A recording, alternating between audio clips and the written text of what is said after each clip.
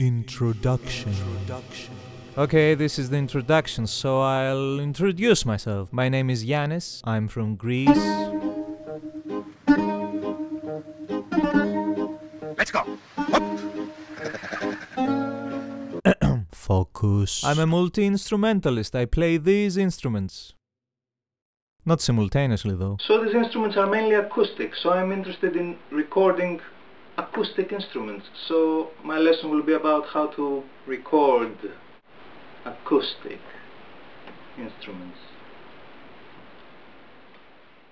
Now the first thing you need in order to record an acoustic instrument is a microphone. This is mine. It's a condenser microphone which I use in my home studio. A condenser microphone is really the best choice for a studio as it is very accurate and the kind of what you hear is what you get microphone. So the sounds I am producing will be represented as accurately as possible in my DAW. In other words, it has what we would consider a flat frequency response. It picks up all frequencies equally. This is the graph for the frequency response of my mic, and as you can see it's, well, pretty flat, okay? So it can be used for a variety of sound sources as it efficiently covers a wide range of frequencies from, say, the flute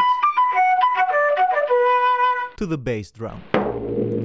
And that really works for me. Anyway, as we get ready to record, the first thing you want to do is this. First, turn on your monitors. Then, turn your gain knob all the way up. Then, turn phantom power on, and then connect your mic.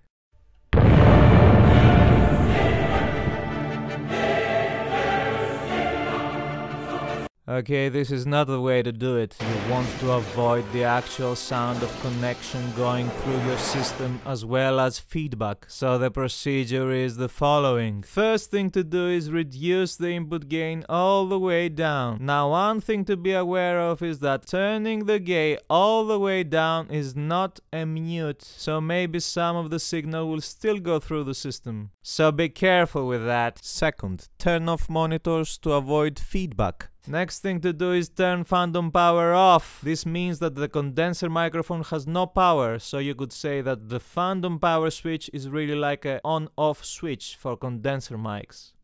That's cool. Now, to connect the mic to the interface, we'll be using an XLR cable. Mic is a male. That's a good one. So I'll plug the female end of the cable here. And the male end in my interface. Now, since the input gain was all the way down and the phantom power was off, I won't be sending that clicking sound through all of my system. Now, the next thing I want to do is turn on phantom power, which really is like turning on my mic. And right away I'm seeing signal in my DAW. Sadly, my piece of interface does not have an indication. Now that we have connected the microphone and have signal, a major consideration is where to place the microphone, and this is where the polar pattern of the microphone comes into play. The polar pattern is a shape that illustrates the areas which the mic picks up well and the areas it rejects. This is the polar pattern for my mic. It's a typical supercardioid pattern, and I want to take this into consideration. First of all, this mic is side addressed, not front addressed. Duh. So I want to make sure I get the sides right? A general rule of thumb is always point the logo at the thing you want to record. If you get this wrong, this will dramatically reduce the quality of the recording, because your source of sound will be here, instead of here. You probably deserve it though for being such an idiot. But apart from the direction of the mic, its actual location relatively to the sound source is also significant. Where exactly you put it, how close to the instrument, etc. Our next procedure is to set the level where we want it to be in our final recording. In other words, set the gain level. And this is really the most important step in the recording procedure.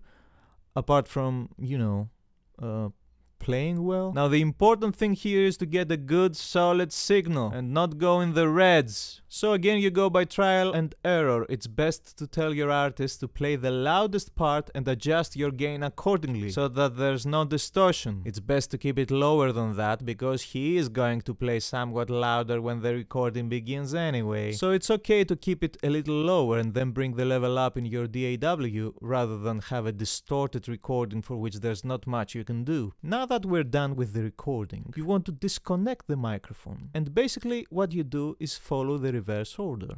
Don't turn the phantom power with your monitors on, as this can also cause a click. Turn off your monitors, turn the gain all the way down, then turn off phantom power, then disconnect your microphone. Reflection.